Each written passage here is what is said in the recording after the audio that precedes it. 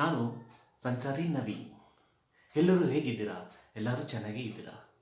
ವೀಕ್ಷಕರೇ, ನನ್ನ ಚಾನಲ್ ಆದಂಥ ಸಂಚಾರಿ ನವೀನ್ ಚಾನಲ್ನ ನೀವಿನ್ನ ಸಬ್ಸ್ಕ್ರೈಬ್ ಮಾಡಿಲ್ಲ ಅಂತಂದರೆ ದಯವಿಟ್ಟು ಸಬ್ಸ್ಕ್ರೈಬ್ ಮಾಡಿಕೊಡಿ.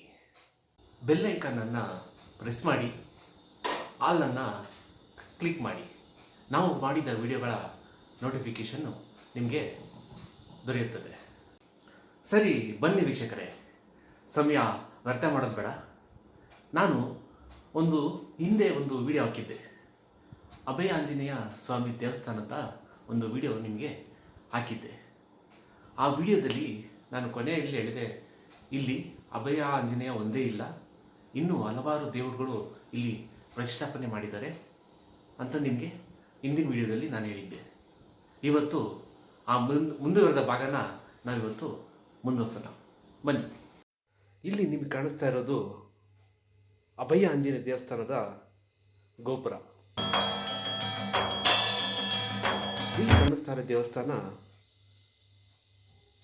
ಮುತ್ತುರಾಯ ಸ್ವಾಮಿ, ಶನೇಶ್ವರ ಸ್ವಾಮಿ ಹಾಗೂ ಲಕ್ಷ್ಮೀ ನರಸಿಂಹಸ್ವಾಮಿ ಈ ಮೂರು ನೆಲೆಸಿರುವಂಥ ಈ ದೇವಸ್ಥಾನ ಅಭಯ ಆಂಜನೇಯ ಸ್ವಾಮಿ ದೇವಸ್ಥಾನದ ಕೆಳಭಾಗದಲ್ಲಿ ಬರುತ್ತೆ.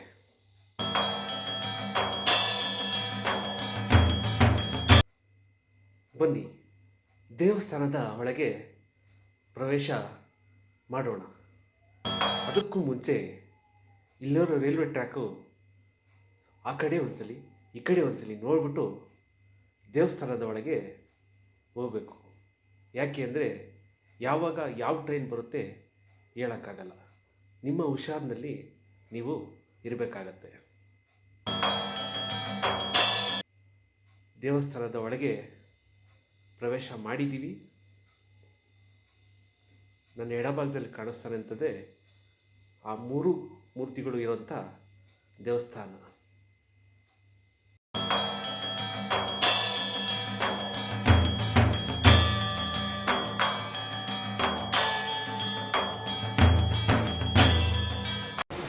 ವೀಕ್ಷಕರೇ, ನಾವು ಇರೋಂಥ ಈ ಸ್ಥಳ ಅಭಯ ಆಂಜನೇಯ ಸ್ವಾಮಿ ದೇವಸ್ಥಾನ. ಇದು ನೀವು ನೋಡ್ತಾ ಇರ್ಬೋದು, ಮೈಸೂರು ರೋಡು, ಜೈರಾಮ್ ಗಾರ್ಮೆಂಟ್ಸ್ ಅಂತ ಇಲ್ಲಿ ಬರುತ್ತೆ. ಆ ಗಾರ್ಮೆಂಟ್ಸ್ ಇಲ್ಲಿ ನಿಮಗೆ ಇಲ್ಲಿ ರೈಲ್ವೆ ಕಂಬಿ ಕಾಣಿಸ್ತಾ ಇದೆಯಲ್ಲ, ಈ ರೈಲ್ವೆ ಕಂಬಿ ಪಕ್ಕನೇ ಇರೋಂಥ ದೇವಸ್ಥಾನ. ನನ್ನ ಇಂದಿನ ವಿಡಿಯೋದಲ್ಲಿ ಅಭಯ ಆಂಜನೇಯ ಸ್ವಾಮಿ ದರ್ಶನ ಆಗಿದೆ. ಆದರೂ ಪರವಾಗಿಲ್ಲ, ಇನ್ನೊಂದ್ಸಲಿ ನೋಡ್ಕೊಂಡು ಬನ್ನಿ.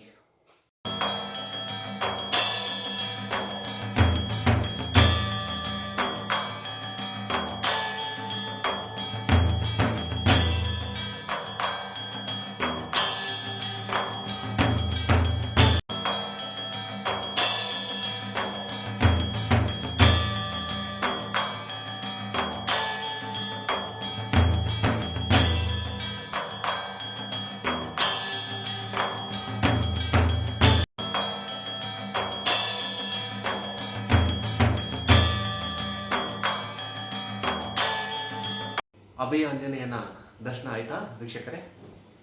ಇವಾಗ ನಾನು ಅಭಯ ಆಂಜನೇಯ ದೇವಸ್ಥಾನದಿಂದ ಕೆಳಗಡೆ ಬರ್ತೀನಿ. ನಾನು ಅವಲ್ಲಿ ಹೇಳಿದ್ನಲ್ಲ, ಇನ್ನು 3 ದೇವರುಗಳ ಪ್ರತಿಷ್ಠಾಪನೆ ಅಲ್ಲಾಗಿದೆ. ಅದು ಯಾವ್ದು ಅಂತ ನೋಡ್ಕೊಂಡು ಬಂದ್ಬಿಡೋಣ. ಬನ್ನಿ. ನಿಮ್ಮ ಹೆಸರು? ನಿಮ್ಮ ಹೆಸರು? ನಮ್ಮ ಹೆಸರು ಪ್ರಮೀಳಮ್ಮ ಅಂತ. ಪ್ರಮೀಳಮ್ಮ ಅಂತ. ಯಾವಾಗಿಂದ ಇದ್ದೀರಾ ಇಲ್ಲಿ? 16 ವರ್ಷ ಆಯ್ತು. 16 ವರ್ಷದಿಂದ ಇದ್ದೀರಾ? ಈ ದೇವಸ್ಥಾನ ಎಲ್ಲ ಇನ್ಚಾರ್ಜ್ ಯಾರು? ಇನ್ಚಾರ್ಜು ವೆಂಕಟೇಶಪ್ಪ ಅಂತ ಇತ್ತು. ಹಾಂ. ಈಗ ಸತ್ತೋದ್ರು, ಇದು ಮಗ ಇದೆ. ಹೌದಾ? ಏನಪ್ಪ, ಇವಾಗ ಇದು ಶನ್ಮಾತ್ಮ ದೇವಸ್ಥಾನ ಇದೆಯಲ್ಲ, ಅದು ಮಾತ್ರ ನೀವು ನೋಡ್ಕೊಂತ ಇದ್ದೀರಾ ಇವಾಗ? ಜನ್ಮಾತ್ಮ ನರಸಿಂಹದೇವರು, ಹಾಂ. ಮೂಲಸ್ಥಾನದ್ದು ಮುನಿಯಪ್ಪ. ಹಾಂ. 3 ದೇವರಿದೆ ಇಲ್ಲಿ? 3 ದೇವರು ಇಲ್ಲಿ. ಇಷ್ಟು ಅದು ಬೇರೆಯವ್ರು ನೋಡ್ಕೊತಾರೆ. ಬೇರೆಯವ್ರು ನೋಡ್ಕೊತಾರೆ. ಸರಿ, ಹೇಳಿ ಅಮ್ಮ, ಇದು ಎಷ್ಟು ವರ್ಷದಿಂದ ಇದೆ ಇದು ದೇವಸ್ಥಾನ? ಅದು ಹಿಂದೆ ಅಲ್ಲಿ ರೈಲ್ವೆ ದಾರಿ ಮಾಡ್ತಾ ಇದ್ರಂತೆಲ್ಲ ಶತಮಾನಗಳಲ್ಲಿ. ಅವಾಗ ಏನೋ ಹೋಗಿ ಬೆಳ್ಳಗೆ ಅವ್ರ ಮುಂದೆ ನಿಂತ್ಕೊಂಡಾಗದಂತೆ. ಹಾಂ ಅವರು ಮನೇಲಿ ಹೋಗಿ ಹೇಳಿರಂತೆ. ಹೇಳಿದಾಗ ಹುಟ್ಟದ ಹತ್ರ 2 ಕಲ್ಲಿಟ್ಟು ಪೂಜೆ ಮಾಡಿ ಏನೂ ಆಗಲ್ಲ ಅಂತ ಹೇಳಿರಂತೆ. ಹಾಂ ಆಗ ಆ ಪುರಾತನ ಕಾಲದಲ್ಲಿ ಅವರಿಟ್ಟು ಪೂಜೆ ಮಾಡಿರೋ ದೇವ್ರುಗಳು ಇನ್ನೂ ಇದ್ದಾವೆ. ಹೌದಾ? ಇನ್ನು ಆ ವಿಗ್ರಹಗಳೆಲ್ಲ ಇನ್ನೂ ಇದಾವ? ಆ ವಿಗ್ರಹಗಳೆಲ್ಲ ಇನ್ನೂ ಇದಾವ? ಇದ್ದಾವೆ. ಹೌದಾ? ಹುತ್ತ ಬೆಳ್ಕೊಂಬಿಟ್ಟಿತ್ತು ಹಾಂ ಅದ್ರ ತುಂಬ. ಹಾಂ ಮಣ್ಣಿನ ಗೋಡೆ, ಹಾಂ ಇದು ಮಣ್ಣು ಕೆಸರು ಪುಟ ಅಂತಾರಲ್ಲ, ಮಣ್ಣಿನ ಗೋಡೆ ಹಾಂ ಈ ಥರ 3 ಕಲ್ಲಿತ್ತು. ಯಾರ ಕಾಣೆ ಉಪನಗರದವರು ಅದನ್ನ ಕಿತ್ತಾಕ್ಸಿ ಬೇರೆ ಕಟ್ಟಿರೋ. ಹಾಂ ಅವಾಗ ಸ್ವಲ್ಪ ಹುತ್ತ ಒಡೆದೋಯ್ತು. ಆಮೇಲೆ ಅವನಾರೋ ನಾಯಂಡೇವಳು ಬಂದು ಇಷ್ಟೆಲ್ಲ ಮಾಡ್ದ ಹುತ್ತ ಕಿತ್ತಾಕ್ಬಿಟ್ಟ. ಹಾಂ ಹುತ್ತ ಕಿತ್ತಾಕಿದ ಮೇಲೆ ಏನಾಯಿತು, ಹಳೆ ಕಾಲದ್ದು ಪುರಾತನದು ಕಾಲದಿಂದ ಇದೆ ಬಿಮ್ಮನ್ಸುತ್ತೆ ಅಂದ್ಬಿಟ್ಟು ಆ ವೆಂಕಟೇಶಪ್ಪ ಅನ್ನೋರು ಹಾಂ ಆ ದೊಡ್ಡದಾಗಿ ವಿಗ್ರಹ ಮಾಡಿಸಿ.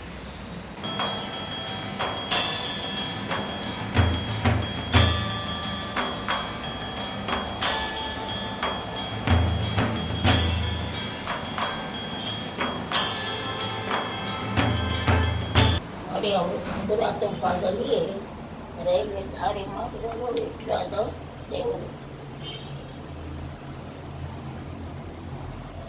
ಆವಾಗ ಪುರಾತನ ಕಾಲದಲ್ಲಿ ಫಸ್ಟ್ ಇಟ್ಟಿದ್ದ ಕಲ್ಲು ಇದು.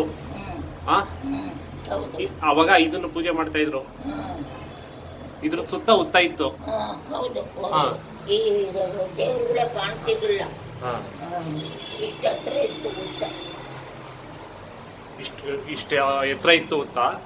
ಆಮೇಲೆ ಇದು ಈ ವಿಗ್ರಹ ಮುತ್ತುರಾಯ ಸ್ವಾಮಿ. ಯಾವಾಗಲೂ ಹೌದಾ? ಭಕ್ತಾದಿಗಳು ಎಣ್ಣೆ ತಂದ್ಬಿಡ್ತಾರೆ ದೀಪ ಉರಿತಾ ಇರೋದಕ್ಕೆ. ಅವು ಯಾರಿಗಾರ ಮಕ್ಕಳಿಗೆ ಚಳಿ ಜ್ವರ ವಾಂತಿ ಬೇದಿ ಅಂದ್ರೆ ಹರಕೆ ಮಾಡ್ಕೊತಾರೆ. ಎಣ್ಣೆ ಕೊಡ್ತೀನಪ್ಪ ನನಗೆ ದೀಪಕ್ಕೆ ಅಂತ. ಬರೀ ಅಷ್ಟೇ ಎಣ್ಣೆ ಮಾತ್ರ? ಸ್ವಾಮಿ ಬೇರೆ ಏನು ಕೇಳಲ್ಲ? ಬೇರೆ ಏನು ಕೇಳಲ್ಲ? ಎಣ್ಣೆ ತಂದು ಕೊಡ್ತೀನಿ ಅಂದ್ರೆ ಅಲ್ಲಿ ವಾಂತಿ ಬೇದಿ ಎಲ್ಲ ನಿಂತೋಗುತ್ತಂತೆ. ಹೌದಾ? ರಾಮನಗರ, ಚನ್ನಪಟ್ಟಣ ಈ ಕಡೆಯಿಂದ ತಂದ್ಕೊಡ್ತಾರೆ. ಹೌದಾ?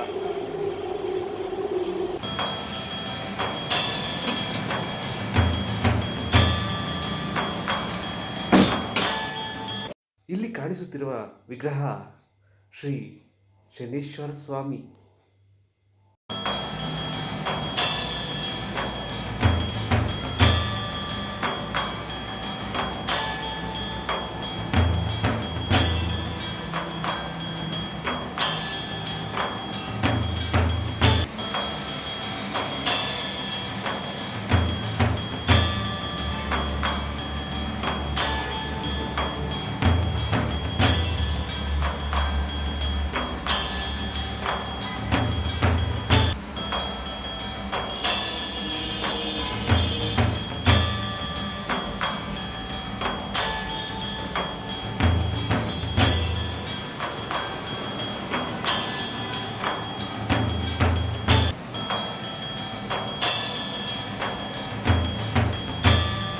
ಈ ವಿಗ್ರಹ ಶ್ರೀ ಲಕ್ಷ್ಮೀ ನರಸಿಂಹಸ್ವಾಮಿ.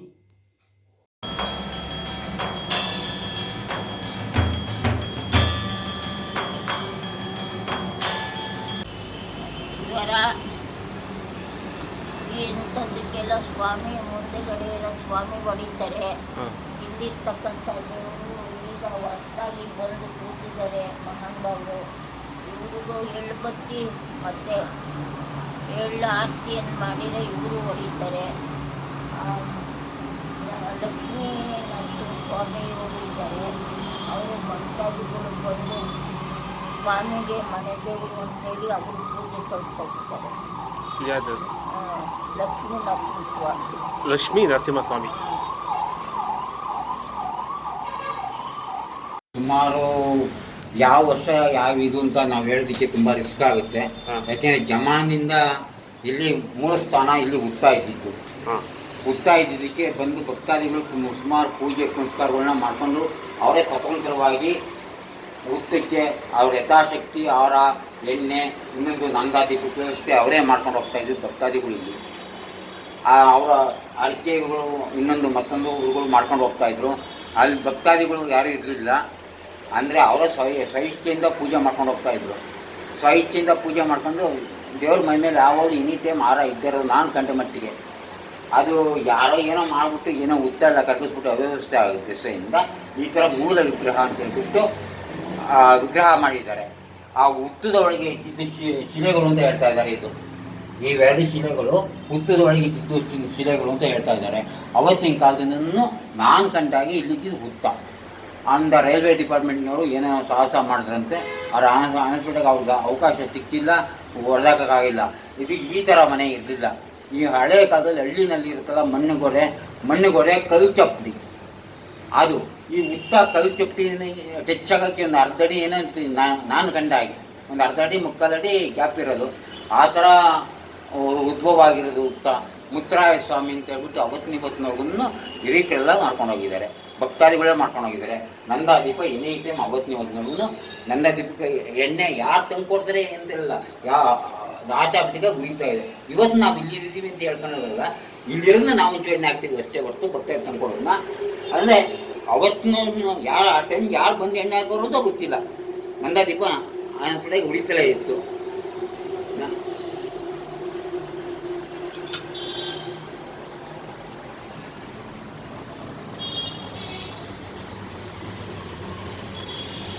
ಪ್ರತಿಷ್ಠಾಪನೆ ಮಾಡ್ಸೋದಕ್ಕೆ ನಮ್ಮ ತಂದೆಯವರು ಸ್ವಲ್ಪ ಏನೋ ಕೈಲ ಸಹಾಯ ಮಾಡಿರ್ಬೋದು. ಅವರು ಮುಂದಾಳ್ಕೆಯಲ್ಲಿ ವ್ಯವಸ್ಥೆ ಮಾಡಿದ್ರು. ಈ ವೆಂಕಟೇಶಪ್ಪ, ಗಿರಿಯಪ್ಪ, ಸೀನಪ್ಪ ಅನ್ನೋರೆಲ್ಲ ಮುಂದ್ಕೊಂಡು ವ್ಯವಸ್ಥೆ ಮಾಡಿ ಈ ಥರ ಮಾಡ್ಕೊಂಡು ಹೋಗ್ತಾಯಿದ್ರು. ಆತ್ಮಸ್ವಾಮಿ ನಮ್ಮ ತಂದೆಯವ್ರು ಮಾಡಿಸಿ ಇದ್ದಾಗ ಇದಕ್ಕೆ 4 ವರ್ಷ ಆಗ್ತಾ ಬಂತು. ಇದನ್ನು ಪ್ರತಿಷ್ಠಾಪನೆ ಮಾಡಿಸಿ ನಟರು ಸ್ವಾಮಿ ಎರಡನೇ ಜೊತೆಲೇ ಮಾಡ್ತಾ. ನಾವು ನಾಯಂಡಹಳ್ಳಿಯವರು. ನಾವು ಬಂದು ಬೆಂಗಳೂರಿಗೆ 22 ವರ್ಷ ಆಯಿತು. 22 ವರ್ಷದಿಂದ ಬರ್ತಾಯಿದ್ದೀನಿ. ಅದು ಹಳೆ ಮನೆ ಥರ ಇತ್ತು ಆವಾಗ ಮೊದಲು. ಇವಾಗ ಏನಾಗಿದೆ, ಒಂದು ಸ್ವಲ್ಪ ರೈಲ್ವೆ ಡಿಪಾರ್ಟ್ಮೆಂಟ್ ಅವ್ರು ಹೊಡೆಯೋಕ್ಕೆ ಮಾಡಿದರು, ಆಗಲಿಲ್ಲ. ಯಾಕೆಂದರೆ ಸ್ವಾಮಿ ಮಹಿಮೆ ಏನು ಹೇಳೋಕ್ಕಾಗಲ್ಲ. ಅದಕ್ಕೆ ಪಕ್ಕದಲ್ಲೇ ರೈಲ್ವೆ ಹಳಿ ಹೋಗಿದೆ. ಮುಂದೆಗಡೆ ಮಾಡಿದ್ದೀರೋ ಹೊರತು ಹಿಂದೆಗಡೆ ಮಾಡಲಿಲ್ಲ. ಯಾಕೆಂತಂದರೆ ಅದು ಹೊಡೆದಾಕೋಕ್ಕೆ ಆಗಲಿಲ್ಲ. ಆದ್ದರಿಂದ ಇದು ಯೂನಿವರ್ಸಿಟಿ ಸ್ಟಾಪಿಂದ ಯೂನಿವರ್ಸಿಟಿ ರೈಲ್ವೆ ಸ್ಟಾಪಿಂದ ಕೆಂಗೇರಿ ಮಧ್ಯೆ ಇರುವಂಥ ಇದು ಸ್ಥಳ. ಇದನ್ನು ಯಾವುದೇ ಕಾರಣಕ್ಕೂ ಹೊಡೆಯೋಕ್ಕಾಗಲಿಲ್ಲ. ಆದ್ದರಿಂದ ಈ ದೇವ್ರ ಮಹಿಮೆ ಅಷ್ಟು ಅಪಾರವಾಗಿದೆ. ನಾನು 22 ವರ್ಷದಿಂದ ಬರ್ತಾಯಿದ್ದೀನಿ. ಆ ಭಗವಂತನ ಸೇವೆ ಮಾಡ್ತಾಯಿದ್ದೀನಿ, ನಮಸ್ಕಾರ ಹಾಕ್ತಾಯಿದ್ದೀನಿ.